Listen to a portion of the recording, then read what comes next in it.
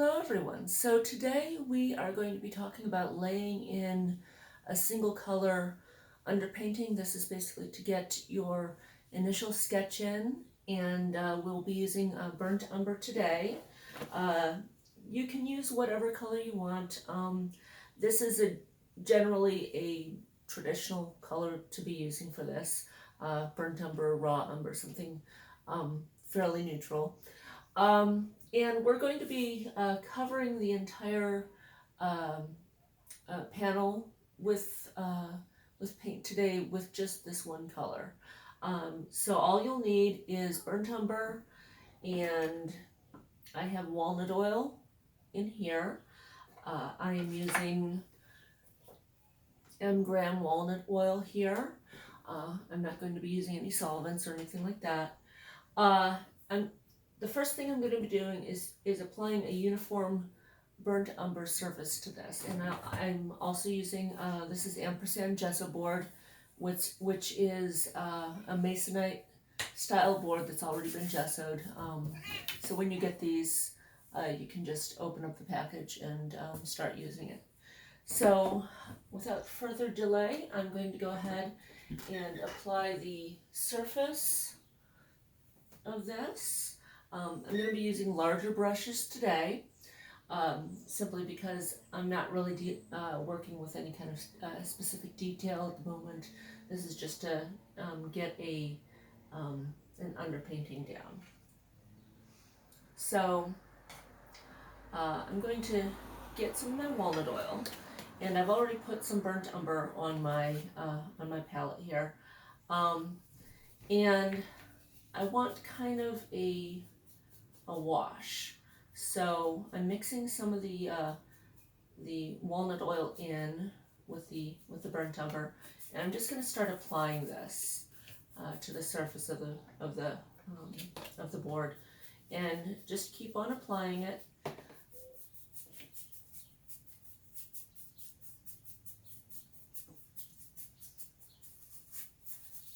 And just scrub it in as you need to.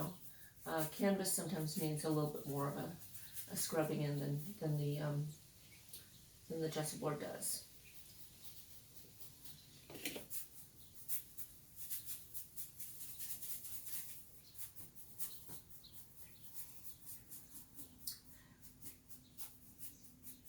For this project, you will get your own still life, so whatever still life appeals to you. Probably for starters, you'll want to keep it fairly simple, something that's a large uniform shape. I've got this vase behind me here that I'll be doing today, but basically just a shape that you can define using the burnt umber. Part of the reason for this technique is to define your lights and shadows. So you'll be defining the light side of your object, the dark side of the object. You'll want to be able, at the end of this process, you'll want to be able to see the curvature of your object in any way it is. So we'll go through that as we're working as well. So I'm just going to go ahead and finish applying a uniform layer, and then I'm also going to be using a foam triangle. It's basically a makeup foam triangle, and you can get these very cheaply in the makeup section of any store, and they're very handy for unifying the surface, and also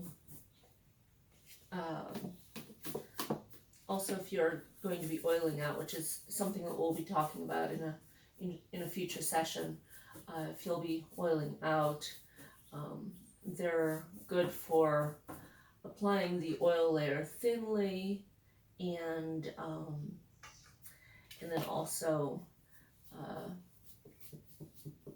removing any extra oil that you don't need. So right now I've got the burnt umber and I've got a pretty oily surface. It's not extremely oily, but it's more oily than I would like. So what I'm going to be doing is I'm going to be applying, using one of the foam makeup sponges that we just talked about, to just kind of spread this around and make it uniform.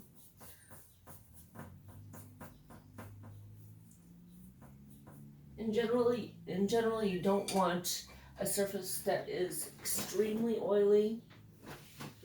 That's not good for the integrity of the panel, and a lot of times it'll be too slick for your paint to really stick.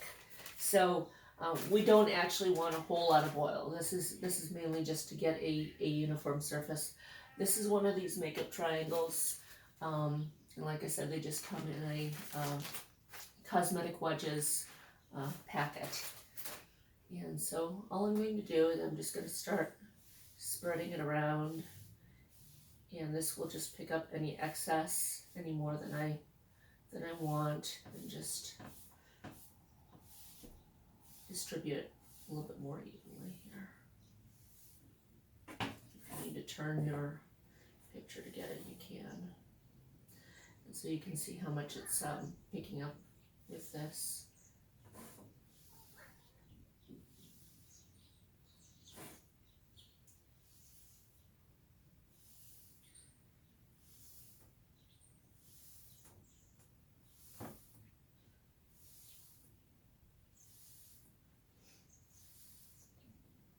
The reason why we tone surfaces is so that we have a uniform color to work off of. From this color, I can pull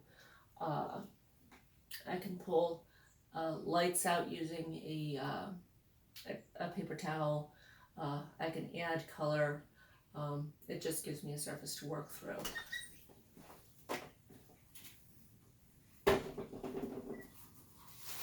Now, I've talked about paper towels in the intro video, intro to oils. You don't want to keep oil-soaked rags around in your studio. So when I'm done with this at the end of the day, I'm going to take it down to my fire pit and let it there, keep it there until we have a bonfire. So so at this moment, I will be using some paper towels, but it's not something that I will be keeping in the studio. Okay, so I'm going to look at this vase, and I'm going to be thinking about it just like if I were to be doing a drawing. So this is basically my initial drawing. I'm still using a fairly thick brush, but at this point I can actually go in to the surface and lay in some lines. So if I want a table surface, I can lay that in. I'm going to do some basic lay-in lines just to make some indications here. And so the nice thing about this is because you're using a single color, I can use my scaffolding lines, the lines that won't be seen in the final picture, to construct this vase. So I've got a line here that basically is going to divide the vase in half. Symmetry is always going to be tricky. It's just that's the nature of it. But having something where you can divide the picture in two is handy. Looking at this, I see that this part is where the base of the vase is going to be. If I want to, I'm going to just kind of move this over just a smidge, just to make sure I'm going to basically be putting the vase exactly in the center of the page, just for simplicity's sake. That way I can kind of look back and forth at it. All right, so that's the base. And looking at the size of, from from the top of the rim to about here is one division, and then I'm going to be dividing it from here to here. So looking at it, I would estimate that that's about there and there for the bulb of the base. So again, all of these lines, everything that I'm doing right now is just it's scaffolding. It's when I talk about scaffolding, it's if you think about a building. You know, the builders are building a great big skyscraper, or you know, a school or whatever, and they put up scaffolding so that they can get the bricks up, they can put the beams in place, but then they take that all away, and that's what this is. These are lines that will get me to the point where I want to be, but will be erased, will disappear in the final picture.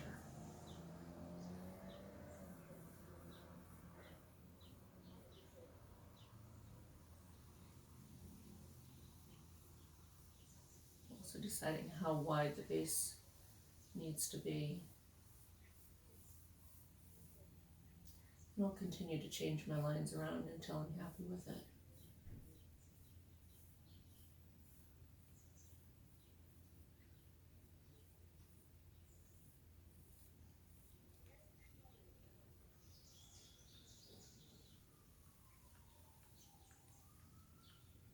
Pay attention to any curvatures that you've got.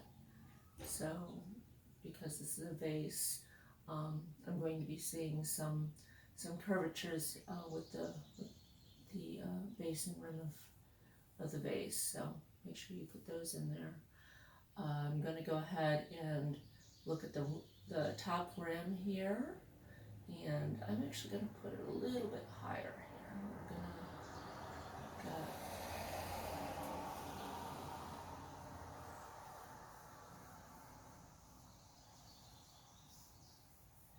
and it doesn't have a whole lot of curvature because I'm looking at it almost edge on, so it's got a little bit of curvature here. So we'll put that in. Again, I want to make sure everything's symmetrical. So we'll bring this down here.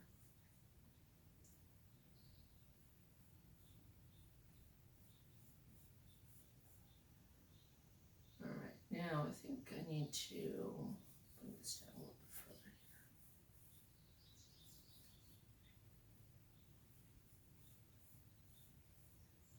here. And again, this is nice because you're working into this wet surface, this surface that already has paint on it, and so you're basically you can move things around, you can shift things without too much of a big deal. And again, I'm going to take a look at it and just at this point I'm going to start defining my lines a little bit more. So I got a little bit more paint.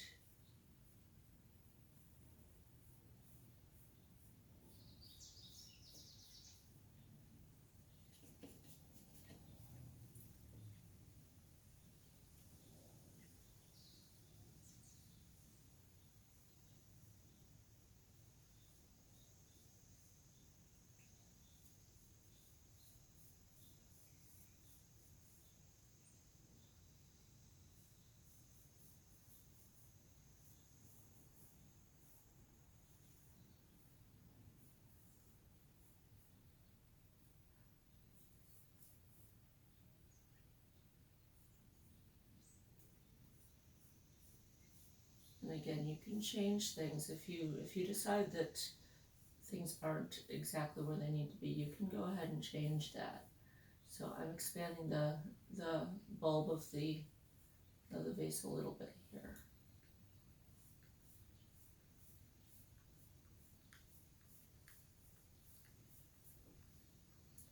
And make sure that it's symmetrical. So I'm gonna go in.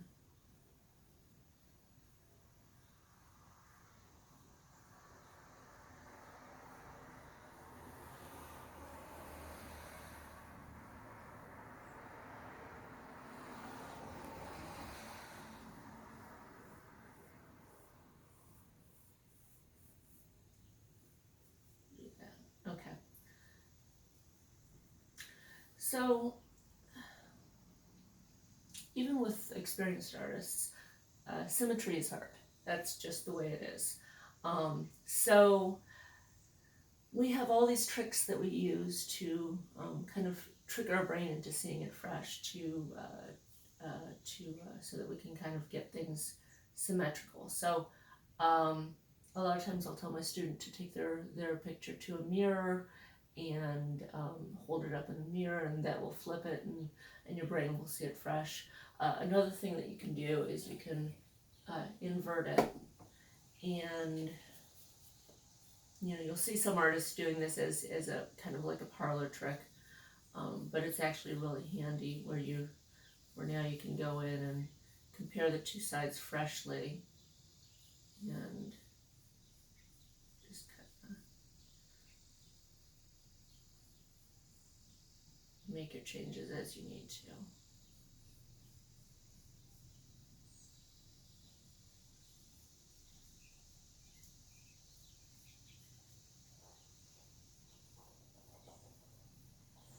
And you probably won't get it completely symmetrical in this sitting. I find oftentimes when I return to a painting after letting this layer dry, I'll suddenly see all sorts of things that are wrong with it. So, and that's totally fine. If you come back to it and you see things that are wrong, just go ahead and fix them as you need to. But we're gonna run with this for now, I think. And again, if I feel like I need to change anything later on, I can. All right. So I've got my basic vase shape, and with this vase, I don't have a lot of lights and darks, but I am gonna define this side as the darker side, and the lights will be over here because I do have a window shining in here. So at this point, you can go ahead and just start coloring in the base. I'm just applying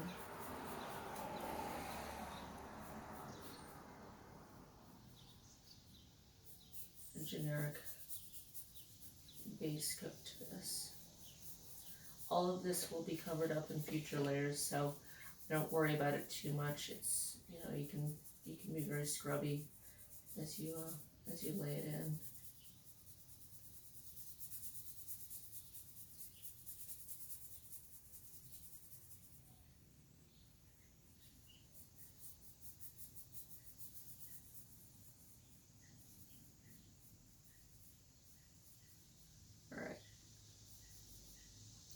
I also have these handles here, so I'm gonna go ahead and lay those in as well.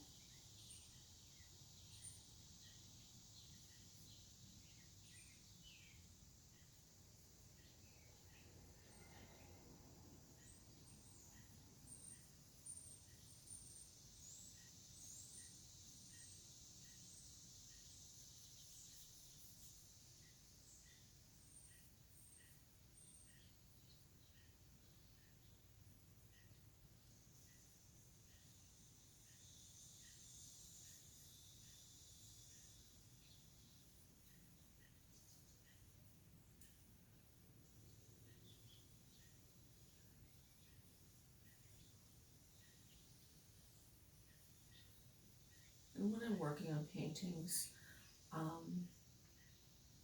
the first couple layers will be generally larger brushes, and I'll get smaller and smaller with the brushes that I decide to use as I go along. So this layer is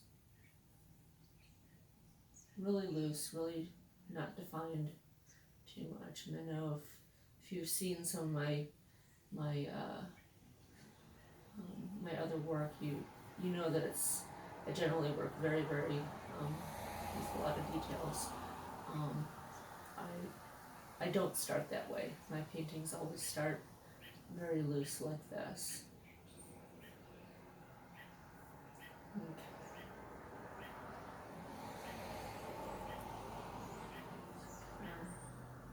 Our basic shape here. And now what I'm going to do is I'm going to squint a little bit. So I've got my vase. I want to do a little bit of indication of where the shadow side is. So I'm just going to go in a little bit more with some with a stronger paint. And again, because I'm using one single color, all it really takes is just using less oil with this bit here. So it's basically just defining this with just using the amount of how much oil is in your paint.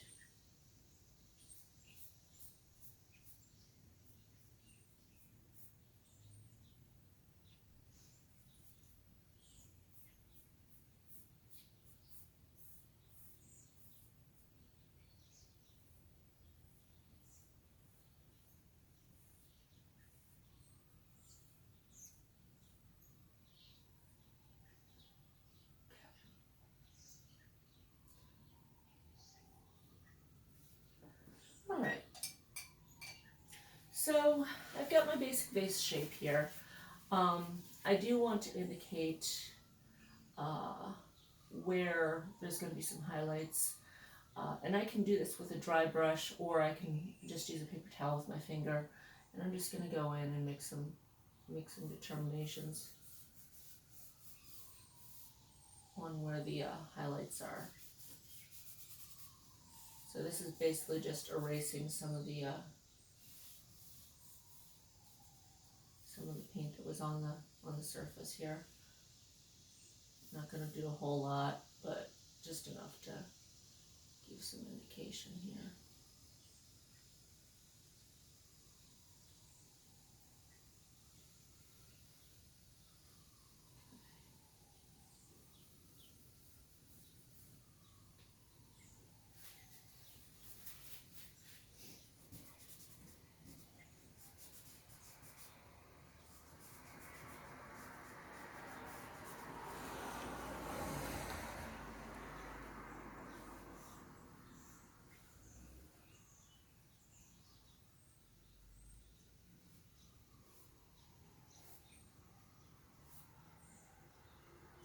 If I make different decisions later, I can always fix this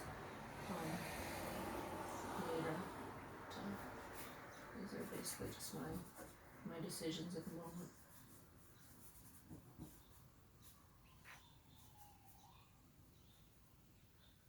Alright.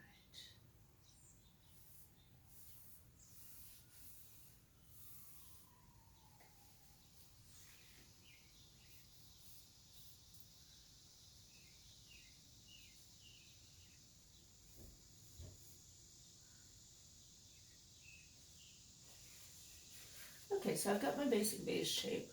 I'm going to also lay in the table surface. Not going to be too specific about it, just basically just going to indicate where I see the surface.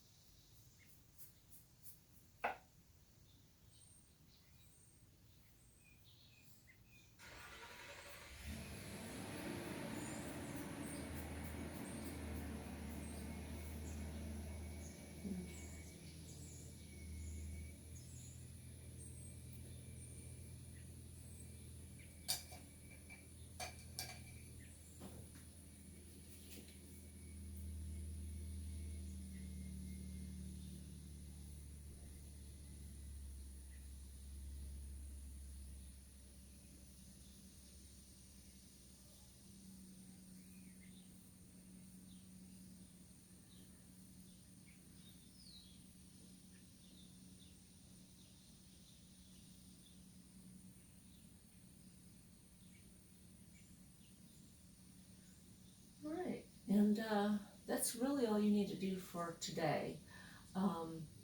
Basically just get a burnt umber sketch laid in.